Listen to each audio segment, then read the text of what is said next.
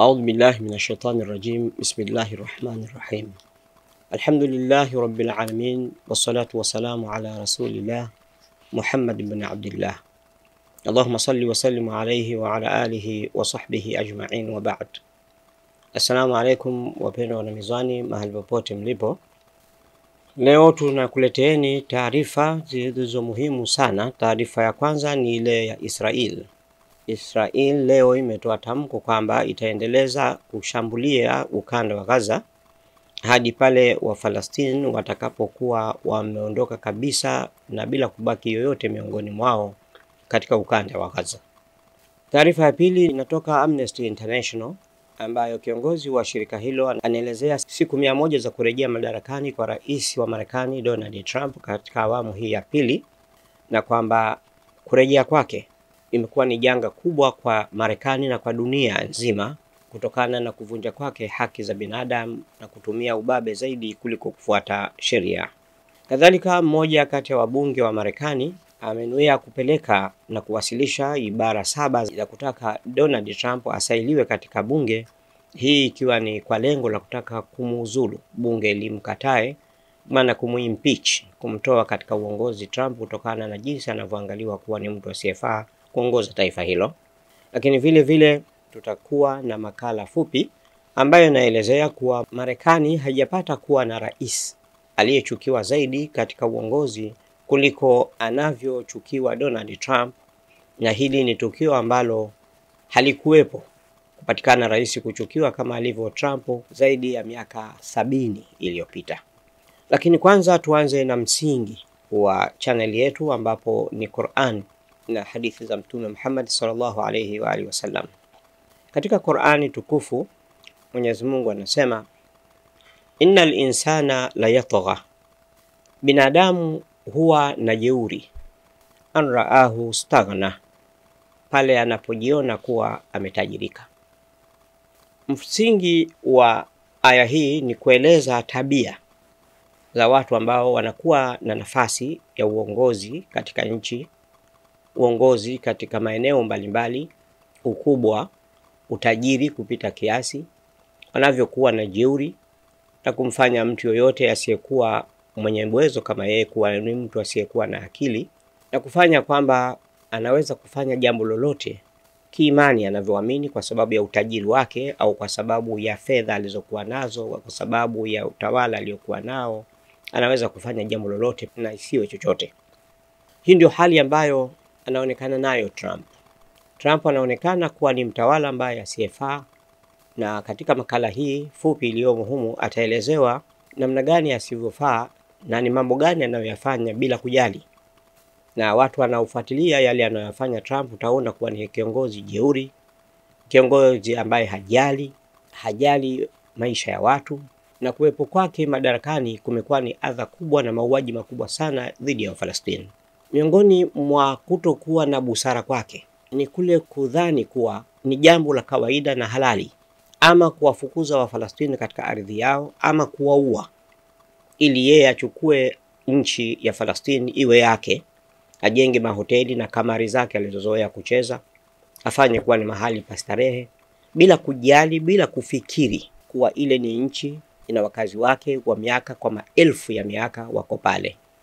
Lakini innal insana la yatgha, binadamu huwa na kiburi, huwa na jeuri, huwa fedhuli kwa sababu ya mali na kwa sababu ya utawala. Na hiyo ndio hali aliyokuwa nayo Trump. Yale mambo yote anayoyafanya ambayo watu wanayaona si sawa, yeye anayaona kuwa ndio sawa. Na hili limeelezwa kitambo katika Qur'ani tukufu pale Mwenyezi Mungu aliposema, wa idha qila lahum la tufsidu fil ardh qalu innama nahnu muslihun, na wanapoambiwa msifanye uharibifu, msifanye ufisadi katika nchi, wao wanasema la, haya tunayoyafanya sisi ni watengenezaji, sisi ndio tunatengeneza utaratibu uliokuwa mzuri. Anasema ala, Mwenyezi Mungu anasema sikilizeni, innahum humul mufsidun, bila shaka wao ndio mafisadi wakubwa, walakin la yash'urun, lakini hawatambui kuwa wao ni watu wabaya, ni mafisadi, ni watu ambao hawana maana na uwepo wao hauna manufaa kwa wengine. Hii ni Qur'ani inayojieleza namna ya watu walivyo. Si Trump tu, bali na watu wengine wenye mienendo na tabia na huluka kama hizo, miongoni mwa matajiri kama walivyotajwa katika Qur'ani na watawala hali kadhalika. Sasa miongoni mwa hayo ni yale yanayopita Gaza, ambako kule Gaza kinachoendelea ni kwamba sasa hivi ni mauaji ya halaiki yanayofanyika kwa nguvu kubwa zaidi, na Trump amepeleka silaha zenye thamani ya bilioni 8 kwa ajili ya kuwapeleka jahannam watu wa Palestina, na nia yake ni kwamba yeye anataka kununua ardhi ya Palestina, na hiyo ni jeuri iliyopita mpaka. Ni kwa maana hiyo Wayahudi, au tuwaite tuseme jina zuri zaidi, ni Wazayuni, kwa sababu Uzayuni ni imani na Trump ni Zayuni vile vile, kwa sababu yeye ana imani ya Kizayuni. Ndio hivi sasa wanatekeleza matakwa ya Trump. Mauaji yanayofanyika sasa hivi Gaza ni mawazo ya Trump ili kutimiza anayoyataka Trump. Sasa ili kutekeleza hayo, sikiliza ni nini wanachosema Wazayuni wenyewe. Waziri wa fedha mwenye msimamo ya kuchupa mipaka wa Israel, Bezalel Smotrich, amesema utawala huo wa Kizayuni utasitisha tu uvamizi wake Gaza wakati mamia ya maelfu ya Wafalastini watakapokuwa wamelazimika kuyahama makazi yao, na Syria, nchi ambayo ni nchi jirani, pia igawanywe katika vipande. Na jambo hilo limekwisha anza kufanyika. Tayari Israel na Turki wameshagawana maeneo ndani ya Syria. Israel imechukua maeneo yake Golan na wameendelea mbele zaidi, na Turki imechukua maeneo yanayopakana na nchi yake na Syria, wanagawana hayo maeneo. Na hiyo ndio mipango iliyopo. Smotrich anaendelea kusema kwamba tutahitimisha kampeni hii wakati Gaza itakaposafishika na kuondokana na Hamas, na mamia ya maelfu ya watu wa Gaza watakapokuwa njiani kutoka humo kuelekea nchi nyingine. Smotrich amesema hayo katika ukingo wa Maghrib unaokaliwa kwa mabavu na Israel. Press TV imeandika habari hiyo na kueleza kuwa matamshi ya mwanasiasa huyo mwenye msimamo mikali wa Israeli yanadhihirisha ukaidi na utawala huo ghasibu wa kutekeleza kivitendo mpango wake wa kuwahamisha Wafalastini kwa lazima kutoka ukanda wa Gaza, jambo lililopendekezwa kwa mara ya kwanza na Rais Donald Trump wa Marekani. Ikishajiishwa na tangazo hilo la Trump, Israeli ilianzisha tena vita vyake vya umwagaji damu dhidi ya Wafalastini wa Gaza mwezi wa Machi na kukiuka makubaliano ya usitishaji vita yaliyosimamiwa na Marekani. Tangu wakati huo imekuwa ikishambulia Gaza kwa mabomu na kulifanya eneo hilo kutoweza kukalika, ikiwa ni katika jitihada za kuwalazimisha Wafalastini kuondoka katika nchi yao. Kadhalika, kwa muda wa siku 50 zilizopita, utawala haramu wa Israel umezuia misaada ya kibinadamu kuingia Gaza, ambako mamia ya raia wameuawa katika mashambulizi makali. Utawala huo pandikizi pia umezishawishi baadhi ya nchi kuwakubali Wafalastini waliofurushwa kutoka katika ukanda wa Gaza. Katika matamshi yake, Smotrich ametoa wito wa harakati ya mukawama ya Lebanon Hezbollah kushambuliwa vikali, kuashiria kuwa Israeli ina azma ya kubakisha majeshi yake kusini mwa Lebanon. Aidha, ametoa wito kwa Syria kugawanywa vipande kama taifa, katika hali ambayo kiongozi wa kundi la wanamgambo wa Hayat Tahrir al-Sham Abu Muhammad al-Jolani alidokeza kwamba Syria itaanzisha uhusiano rasmi wa kidiplomasia na utawala wa Kizayuni wa Israel na itautambua utawala huo na kubadilishana nao mabalozi ifikapo mwishoni mwa mwaka ujao wa 2026 eti kwa masharti maalum. Wakati hayo yakiendelea, Amnesty International imesema kuwa siku 100 za utawala wa Rais Donald Trump zimekuwa ni janga kwa haki za kibinadamu kote duniani. Katika tamko lililochapisha hii leo siku ya Jumatano, Aprili 30, 2025, katibu mkuu wa Amnesty International ametangaza kuwa siku 100 za kwanza za rais wa Donald Trump zimekuwa janga kwa haki za binadamu nchini Marekani na kimataifa. Agnes Callamard, katibu mkuu wa Amnesty International, amesema katika mkutano wa Brussels, mji mkuu wa Ubelgiji, kwamba utawala wa rais wa Marekani Donald Trump umefungua njia kwa mashirika ya mabilionea kunyakua mamlaka ya serikali, na watu kama Elon Musk wamepata fursa zaidi ya kuingia kudhibiti nguzo za serikali. Callamard ameeleza kuwa hali hii inasababisha kuenea kwa rushwa na uongo, na kuongeza kuwa serikali duniani kote lazima zisimame na zisirudi nyuma ili mienendo yenye madhara isiwe sumu kwa vizazi vijavyo na watoto wetu.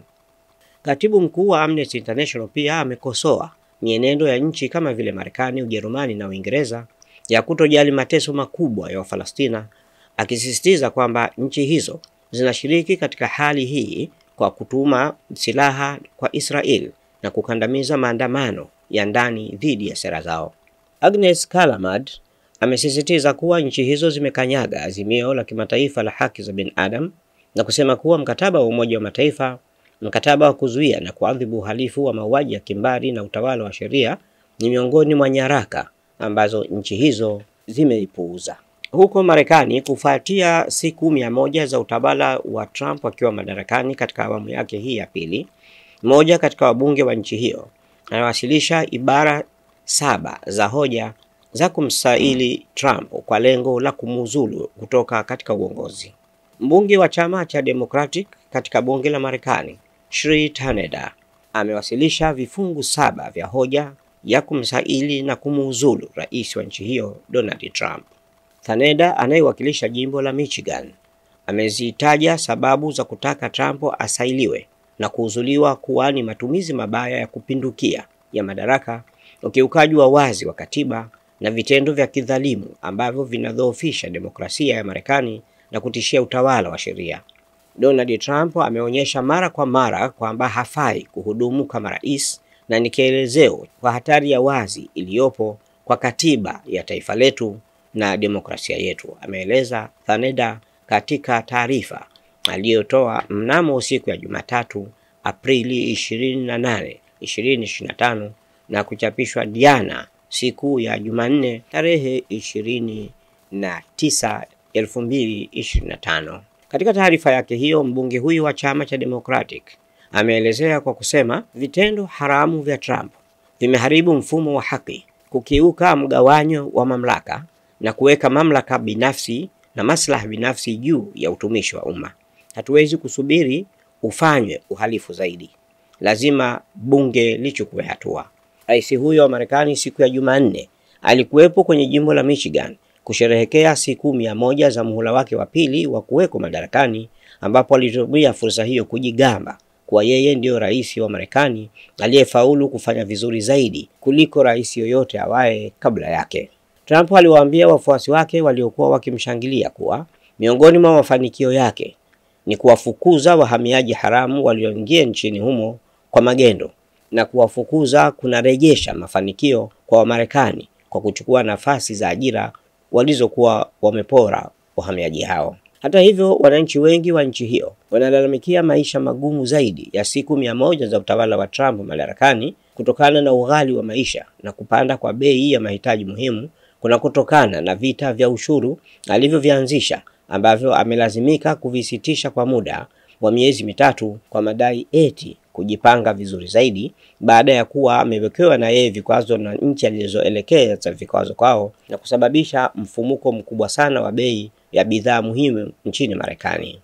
Hali kadhalika, katika makala hii fupi iliyochapishwa jana na Pars Today, inaeleza kuwa Rais Donald Trump ndiye rais wa Marekani anayechukiwa zaidi katika miaka 70 iliyopita. Donald Trump, rais wa Marekani, alirejea kwa mara ya pili ikulu ya White House akiwa na kiwango cha juu zaidi ya umaarufu tangu kuanza safari yake ya kisiasa. Hata hivyo, utafiti mpya wa mtandao wa habari wa Marekani CNN unaonyesha kwamba umaarufu wa Trump umeshuka hadi kiwango cha chini kabisa karibu na siku 100 za kurejea kwake madarakani.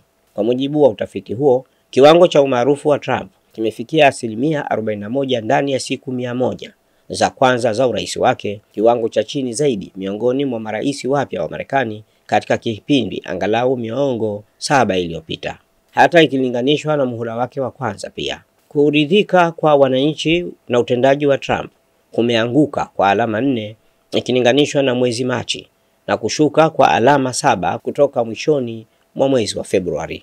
Utawala huo pia unaonyesha kuwa ni 22% tu ya Wamarekani wanaoridhishwa kikamilifu na utendaji wa Trump, kiwango cha chini zaidi kuwahi kurekodiwa, huku 45% wakiwa na upinzani mkali dhidi ya uongozi wake. Utafiti mwingine wa New York Times na Sierra College umebaini kuwa wapiga kura wa Marekani wanaamini Trump amepitiliza mipaka katika jaribio lake la kupanua mamlaka ya utawala wa rais. Pia wapiga kura wamemwona Trump kama kiongozi asiyeelewa matatizo ya kila siku ya raia wake, hali ambayo imezidisha hasira dhidi ya utawala wake. Katika karibu kila swala kuu, umaarufu wa Trump umeendelea kuporomoka na imani ya umma katika uwezo wake wa kushughulikia masuala haya muhimu inazidi kuyumba. Katika siku 100 za kwanza, Trump amechukua hatua nyingi zisizo za kawaida, akifanya matamko yenye utata katika masuala mengi ya ndani na ya kimataifa. Amevuruga utaratibu wa kimataifa, hasa katika biashara, mfumo ambao Marekani ilijenga baada ya vita kuu ya pili ya dunia. Miongoni mwa hatua zake ni kuzindua upya vita vya ushuru dhidi ya dunia nzima, akitaja mnamo Aprili 2, 2025 kwamba ataweka ushuru wa forodha kwa bidhaa kutoka nchi na maeneo 185. Akilenga hasa China, alitangaza ushuru wa 145% dhidi ya bidhaa zake, hatua iliyojibiwa na ushuru wa 125% uliowekwa na Beijing dhidi ya bidhaa za Marekani. Hata hivyo, baadaye Trump aliamuru kusitishwa kwa muda wa siku 90 utekelezaji wa ushuru huo kwa nchi nyingine isipokuwa China. Wachambuzi wameona kuwa mzozo huu wa kibiashara kati ya Marekani na China unaweza kuwa na athari kubwa kwa uchumi wa dunia. Katika sera yake ya Marekani kwanza, Trump pia alipunguza misaada ya kigeni kwa baadhi ya nchi na mashirika, akisisitiza kuwa tathmini za kina zifanywe kuhusu uhusiano wa misaada hiyo na vipaumbele vya sera ya nje ya Marekani. Aliwadhalilisha washirika wa NATO na kwa nia ya kutekeleza ahadi yake ya kumaliza vita vya Ukraine, alikuwa tayari kutoa nafasi kubwa kwa Russia, hatua iliyopingwa na Ukraine. Hata hivyo, baadaye katika mazishi ya Papa huko Roma, Trump alikutana ana kwa ana na rais wa Ukraine Volodymyr Zelensky na kutangaza makubaliano ya kuendelea mazungumzo ya amani. Vilevile Trump alizua mjadala kwa madai yake kuhusu kuunganisha Greenland na Marekani, kuifanya Canada kuwa jimbo la 51 na kurejesha udhibiti wa mfereji wa Panama. Katika mtandao wa kijamii wa Truth Social, Trump alidai Marekani ipatiwe haki ya kupita bila malipo katika mfereji wa Panama na mfereji wa Suez, madai yaliyokumbana na ukosoaji mkali kutoka Panama na Misri. Wakosoaji wamesema matamshi haya ni uvamizi wa mamlaka ya kitaifa ya nchi nyingine. Kauli mbiu ya Trump ya Marekani kwanza pia imewafukuza baadhi ya washirika na kuhamasisha wapinzani wa Marekani kuchukua hatua kali zaidi. Imeibua masuala makubwa kuhusu utayari wa Trump kutekeleza ajenda hii kikamilifu. Katika kipindi hiki kifupi, Trump ametia saini amri nyingi za kiutendaji, ikiwa ni pamoja na kampeni dhidi ya wahamiaji haramu, kuwakamata na kuwarudisha makwao. Pia ameanzisha mashambulizi ya kisiasa dhidi ya vyuo vikuu na wanafunzi wa kimataifa, akifuta visa za mamia ya wanafunzi. Serikali yake imechukua hatua dhidi ya vyuo vikuu kama Columbia, Harvard, Princeton, Brown, Pennsylvania, Cornell na Northwestern. Hatua zimechukuliwa dhidi ya vyuo hivyo kutokana na maandamano ya wanafunzi wanaopinga vikali vita vya mauaji ya kimbari yanayotekelezwa na utawala haramu wa Israel dhidi ya Palestina wa Gaza. Wachambuzi wengi wanaamini kuwa madhara yaliyosababishwa na Trump kwa Marekani yanaweza kuwa ya muda mrefu, hata kama atabadilisha baadhi ya mitazamo yake. Vita vya ushuru hasa vinaonekana kuwa vigumu kurekebishwa kwa sababu Trump anaendelea kushikilia msimamo wake wa kuongeza ushuru kwa bidhaa za nje. Kutokana na hali hii, mataifa mengi hasa washirika wa Ulaya wameanza kuimarisha sekta zao za ulinzi na kutafuta njia ya kupunguza utegemezi wao kwa Marekani, huku baadhi ya nchi kama Ufaransa zikisukuma kuundwa muungano mpya wa kijeshi usiohusisha Marekani ambao umetajwa kuwa NATO ya Ulaya. Haya ndio yanayopita katika siku za hivi karibuni, kuanzia siku ya Jumatatu hadi hii leo, ambapo Trump jana alikuwa na mkutano kule Michigan, akijitapa na kujifaharisha mbele za watu kuwa amefanya maendeleo makubwa na kufanya vizuri zaidi kuliko rais yoyote aliyepata kupita Marekani, huku CNN ikisema rais aliyechukiwa zaidi Marekani kwa muda wa miaka 70 ni Trump. Lakini vile vile kuna taarifa ya Israel kwamba itaendeleza kuwaua wa Palestina, ama watoke waende nchi nyingine ama waafe wote kwa pamoja, mpaka wahakikishe kwamba Palestina yote, Gaza nzima, imekuwa ni mahala hakuna chochote, na waichukue ardhi hiyo kama ilivyo mipango aliyopanga Trump.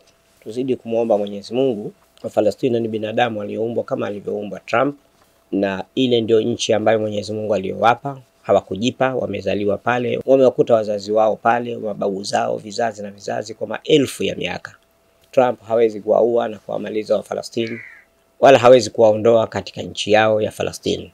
Tuzidi kuomba kwa Mwenyezi Mungu Waislamu na wale wanaopenda amani, kila mmoja kwa dini yake. Tuwaombee watu wa Falestini, Mwenyezi Mungu awadhalilishe hawa wanaopanga mipango ya kutaka kuwamaliza viumbe wa Mwenyezi Mungu, kutaka kuwaua na kuwadhulumu ardhi yao na haki yao. Mwenyezi Mungu awadhalilishe na aivunje dhamiri zao, ili yale wanayokusudia yawarudi wao wenyewe, na bila shaka juu ya hilo Mwenyezi Mungu ni mwenye uwezo. Ili kufanikisha hilo, tafadhali, kama wewe ni Muislamu na una ubinadamu kidogo ndani ya nafsi yako, una imani kama binadamu mwenzio anapaswa kutendewa na kuishi huru kama tulivyoumbwa na Mwenyezi Mungu, tafadhali usiache kusoma suratul Fil. Alam tara kaifa fa'ala rabbuka bi ashabil fil. Soma sura hiyo mara 11, 21, 41, hata 1000. Muombe Mwenyezi Mungu kwamba kama alivyowafanya watu waliokwenda kutaka kubomoa Kaaba, vile vile awafanye hivyo hivyo wale wanaokusudia kuwaua Wafalestini na kuvunja msikiti wal Aqsa Jerusalem, ili msikiti huo ubakie kuwa nembo na ishara ya utukufu wa Mwenyezi Mungu, na Wafalestini waweze kupata haki yao na wajiamlie mambo yao wenyewe. Vile vile usisahau kusoma suratul Lahab kwa ajili ya kuomba hivyo hivyo tulivyosema kwa mataifa yote ya Kiislamu ambayo Trump anakusudia kuyadhulumu na kunyang'anya mali zao. Wassalamu alaikum warahmatullahi wabarakatuh. Usisahau kulike, kushare, kucomment na kusubscribe Mizani Online TV ili uendelee kupata mfululizo wa vipindi vijavyo.